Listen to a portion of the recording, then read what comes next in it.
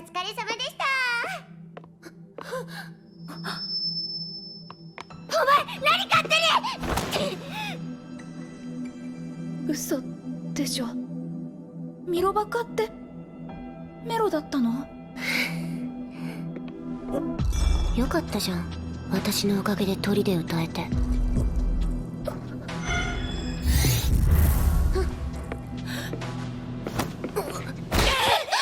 I'm literally gonna wait for you. And I see you're gonna be like, nah, I'm not gonna like it. I'm just keep watching. Just subscribe. And you think the clip gonna cut right here, but it's not, because I'm still waiting for you to click that like button. And the subscribe and the post notification button.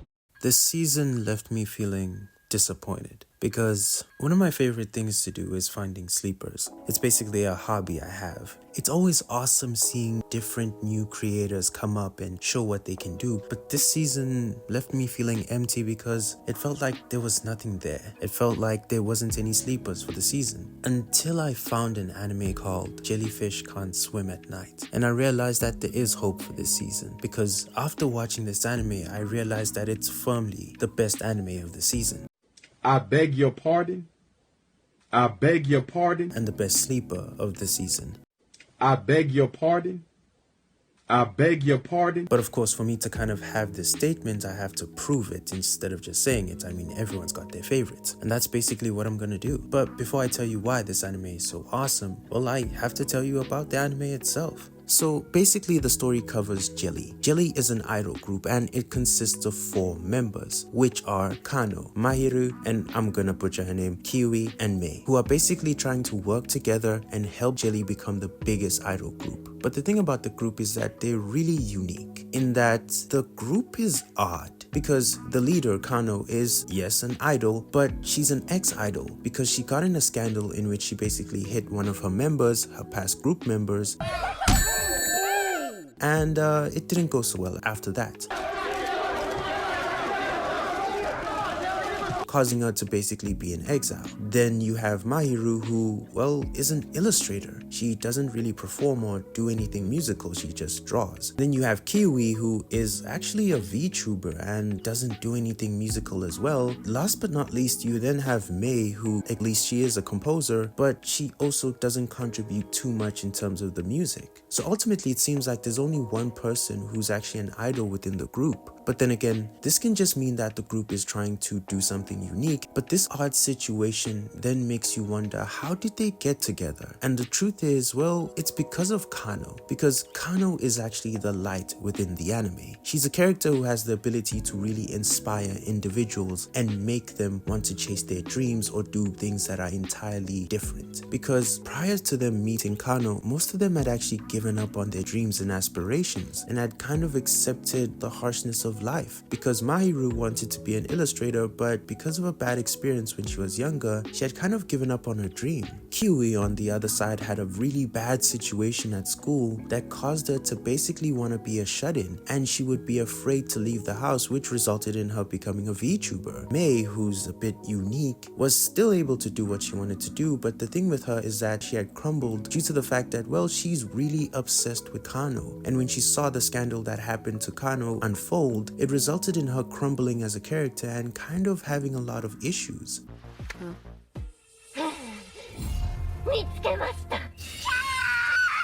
So when they were able to meet Kano, she kind of built them back up and made them want to really chase their dreams. But in exchange for all of this inspiration, the rest of the group decided that they want to help Kano realize her dream of becoming an idol again. And this is where the first flaw of this beautiful dream happening starts to actually begin, because they're doing it for Kano. They're not necessarily doing it for themselves, which will later become an issue because at the moment, they're fully dedicated to helping Kano actualize her dream. But the problem is, Kano's ability is double-edged in that she is causing them to be inspired and want to chase after their dreams. But as you've noticed, their dreams don't necessarily align with Jelly or being part of an idol group. But as time passes, this actually becomes even more and more of an issue. And the first time this really is exposed slightly is in an interesting episode where Kano is trying to basically compete with her ex-group and wants to drop a song the same day they were supposed to drop a song. But the problem with this is that it causes causes her to basically force everybody to work for days on trying to catch up to them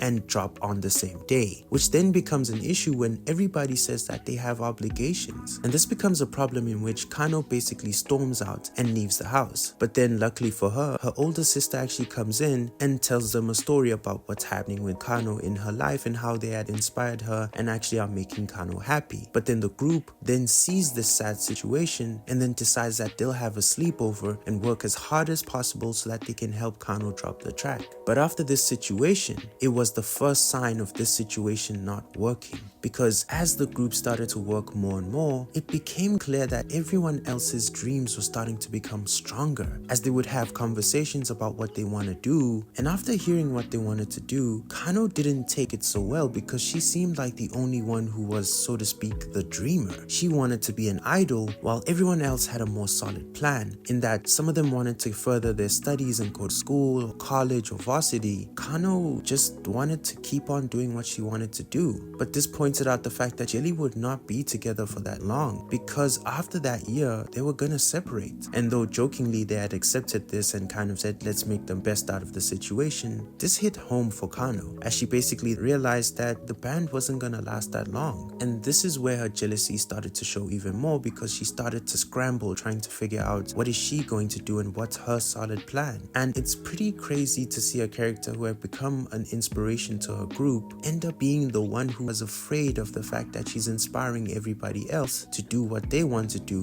and it's pushing them to actually move away from her dream. But this is the dark and honest truth of this anime that makes it so special, exposing some of the frailty of inspiration and also the darkness of separation. Because Kano is selfish. Yes, she inspired everybody to go after their dreams, but deep down she wanted her dreams to become true. While the rest of them were kind of devoted to her and trying to make her dreams come true, I don't think she had expected the fact that she would inspire them so much that they would actually chase what they wanted. They don't want to be part of an idol group, even though they love their friend. And this creates a point of friction that is really relatable, because as friends or just individuals, you always have this situation where just before maybe you're leaving for varsity or college, you have this thing with your friends where you guys end up making plans together or groups or things to enjoy the last time together. And usually, oftentimes they're not, the person who really wants that activity or that group to happen will be the one who suffers the most. So let's say, for example, a person wants to start a band. Well, the person who really cares the most about the band will be the most devoted, while the rest of the group will actually then start to have issues where maybe things are getting in the way, maybe they have to study, maybe they have a job, maybe they're doing things that will cause them to not be as consistent in that dream. And ultimately over time, the person who really wanted it the most will stay there, while the rest of the group eventually fades away. And this also happens when you leave school. You have this whole conversation about how you guys will be best friends and how life will never separate you guys, but it ultimately does. And this is what this anime is able to display, because it's pretty funny in that Kano had brought them together when life had broken them down, and she had built them up to be characters who are strong enough to face the world. But now the problem is that in them chasing and fighting their own lives, it's causing them to actually fight and separate from Kano and not be as close to her as they have to be, because they want to chase their selfish dreams. Because ultimately, this is just quick psychology talk. Everybody is selfish. Everybody has their own goals in mind. Yes, you may try and help people along the way, but you're ultimately here to try and make your dreams come true, or try and help people around you that you care about, not necessarily the same people that someone else cares about. And over time, you realize that you're honestly there for yourself, because would you rather work and help yourself, or would you rather devote yourself to helping somebody else and not get anything from it? That's just what life is at times, and this anime has a really dark way of showing that, in that this anime had initially started with this sweet aspiration of wanting to become idols together and working together and fighting against the world, but quickly changed into an anime that was about them being inspired and the person who had inspired them crumbling, and now she can't deal with the harshness of life, which is an interesting switch up because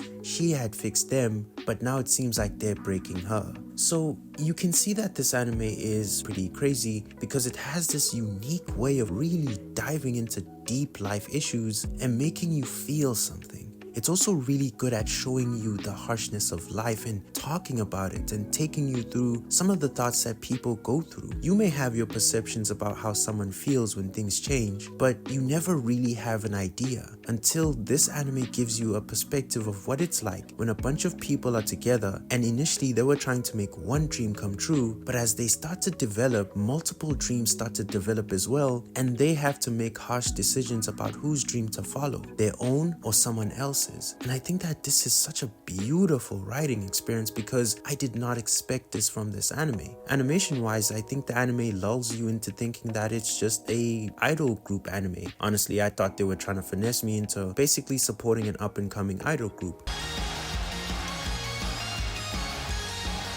which is still a possibility considering the fact that they tend to have, I think, original music from a band called Jelly. But besides that, this anime had this look about it that made me not believe in it. But as you watch the anime, the styling of this anime is deceptively perfect for the story that it wants to tell. And actually, it's really good considering everything around it and the fact that it's, well, a sleeper, so it shouldn't really have that big of a budget, but it still does a really amazing job. But of course, with the positive have to come the negatives. And to be real with you, this anime doesn't have that many negatives. The only thing that I can really say that is negative is maybe at times you can feel like you're watching an idol show and you wonder if you're being deceived. And also at times, I mean, the episodes can be really slow, but it doesn't really have that many negatives overall. Nice. So what you're getting with this anime is a really amazing story told through different perspectives, and also with that you get an amazing animation style that perfectly blends with what the story wants to tell and deceptively plays with you. And also in terms of music, the music's okay. I mean, honestly speaking, this entire season itself hasn't really given us that many bangers in terms of openings and endings, but overall it's pretty good music. It just depends on the day. But despite this anime is amazing, and I think that it deserves way more attention because it's able to do so many amazing things, and yet it's still a sleeper.